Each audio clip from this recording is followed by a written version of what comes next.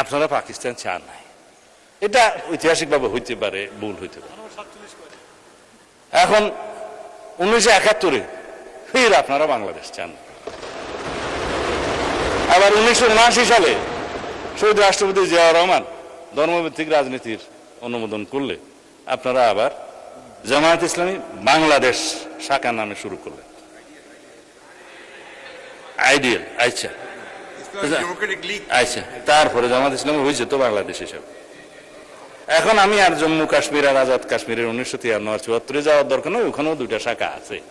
আন্তর্জাতিক সংগঠন হওয়া ভালো, ফায়দা অনেক।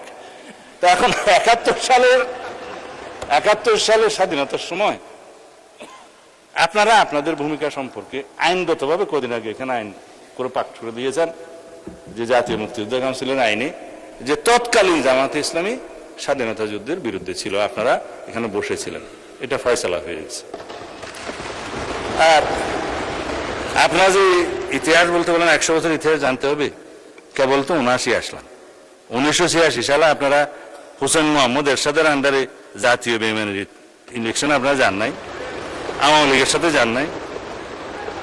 আপনারা 1900 না, ইতিহাস বলতে বলছেন তো, আপনারা 1996 সালে আওয়ামী লীগের সাথে যুগপথ আন্দোলনে যে আমাদেরকে ক্ষমতার থেকে অপসারণ করার চেষ্টা করেন নাই। আমরা একটা ইলেকশন দিয়ে এইখানে সংবিধান সংশোধন করে তারপরে ক্ষমতা হস্তান্তর করেছি, ফেলতে পারেন নাই। এরপরে যেগুলা গৌরবময় ভূমিকা আছে সেগুলো একটু বলি। 90-তে আপনাদের ভূমিকা ভালো ছিল, 24-এ আপনাদের ভূমিকা ভালো ছিল, আমরা তো সেই স্বীকৃতিটা দেই। 100 বছরের ইতিহাসের মধ্যে এগুলো আসছে তো। হ্যাঁ, 2001 সাথে ছিল, কিন্তু 7-এর পরে আপনারা যে একটু ঘোরাঘুরি করছেন সেটা পরে বলবো। খালি আপনি মনে করাই দেন কেন? আমি তো 71-এর একটা বিষয় না বলেই আপনাকে পার করা দিতে চাইছিলাম। আপনারা মালেক সরকারের সময়, গভর্নর মালেক সরকারের সময় পাকিস্তান, পূর্ব পাকিস্তানের সরকারে বাংলাদেশের স্বাধীনতা যুদ্ধকালীন চলা সময়ে জামাতের 2 জন সদস্য মন্ত্রিসভায় ছিল না? এই ইতিহাস আমি বলতে চাই না।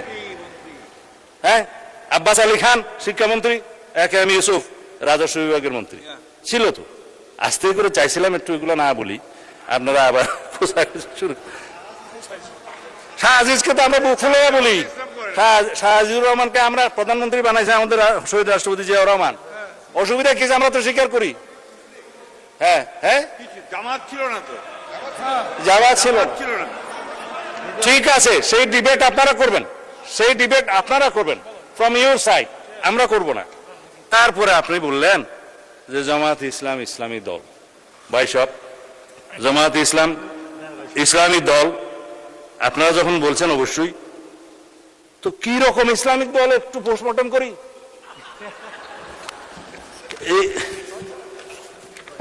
এইটা হচ্ছে আপনাদের নির্বাচনী ইশতেহার দলিল।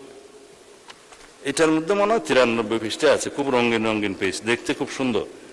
এখন আপনারা এই পূর্ণাঙ্গ বইয়ের কোথাও কি আপনারা বলেছেন যে আমরা শরিয়া ব্যবস্থা জারি করব, শরিয়া ভিত্তিক রাষ্ট্র ব্যবস্থা করব? করেন না। জবাব আপনারা কি, আপনারা কি কোথাও বলেছেন ইসলামী রাষ্ট্র ব্যবস্থা, ইসলামী সমাজ ব্যবস্থা বা ইসলামী বিচার ব্যবস্থা বা ইসলামী অর্থনীতি প্রতিষ্ঠা করবে? পেজগুলো ভঙ্গ করে রেখেছি এখানে, ভাগ ভাগ করে আপনাদের আর্থিক অবস্থা। তারপরে আপনারা যেটুকু পড়ছেন আমার মনে হয় আমারও ততটুকু পড়তে হয়েছে বাজ করতে করতে। আইন ও বিচার ব্যবস্থা দফা নম্বর 9, তারপরে আপনার দফা নম্বর মাথা উঁচু করে দাঁড়ানোর অর্থনীতি, ইসলামিক ব্যাংকিং এর ব্যবস্থা তো এখানে কোথাও লেখা নাই আপনারা এখানে। তারপরে কি দফা? শিক্ষা ব্যবস্থায়, শিক্ষা ব্যবস্থা আপনারা লিখেছেন মাদ্রাসা শিক্ষাকে আপনারা স্বকীয়তা বজায় রেখে কারিকুলাম আধুনিকায়ন করবেন, এখন 1 নম্বর দফায়। কেন বাংলাদেশের মানুষ কি শুধুই মাদ্রাসায় পড়ে? এখানে প্রাথমিক শিক্ষা আছে, হাই স্কুল আছে, মাদ্রাসা আছে, একটা হইতে পারত, কিন্তু আপনারা টপ পোস্টে গেলেন এবং এখানে কোথাও শরিয়া আইনের কথা আপনারা বললেন না। ওই দফাতেও ধর্ম এবং নৈতিকতা পৃষ্ঠায় আপনাদের দফা 28, এখানে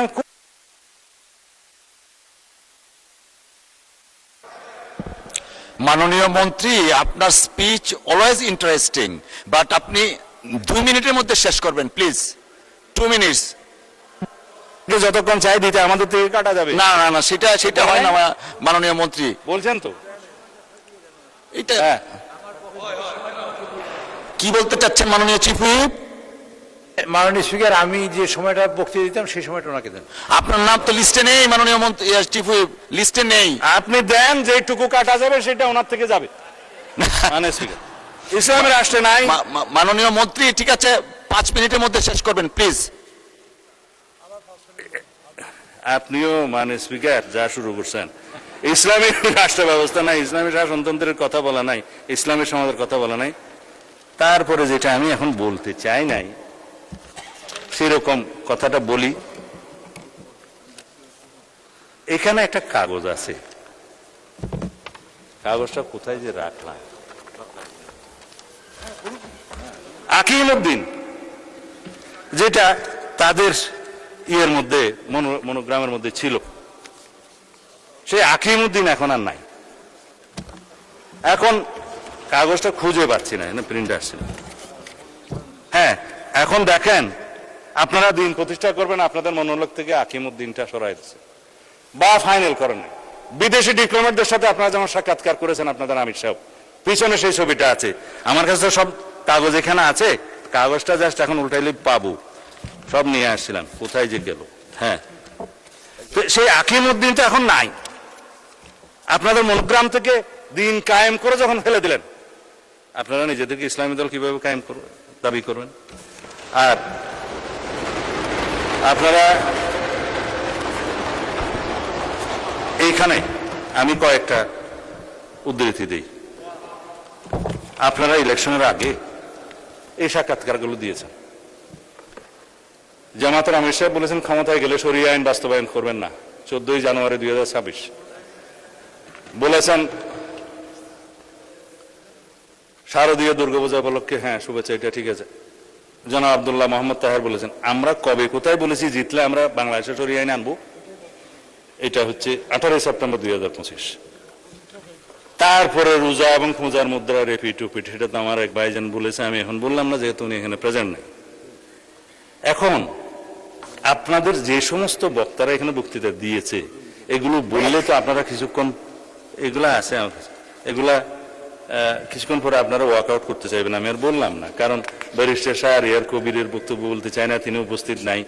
তবে আমার ভাই শাহজাহান চৌধুরী তিনি বলেছেন যে আল্লাহ সিদ্ধান্ত নিয়েছেন জামায়াতকে ক্ষমতা নেবেন, এবং আপনি আল্লাহ এত মর্তবা দিয়েছে যে সূর্য দাঁড়িয়ে থাকে, এটা আমার ভাইয়ের যে মর্তবা।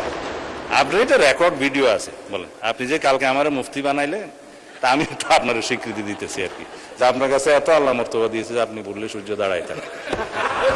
এখন জামাত ইসলামীকে একটা ভোট দিলে আপনি 18 কোটি মানুষের নামাজ সওয়াব পাবেন।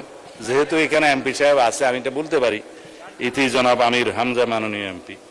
এইভাবে বলতে বলতে বলতে বলতে কত বলতে পারবো তা জানি না।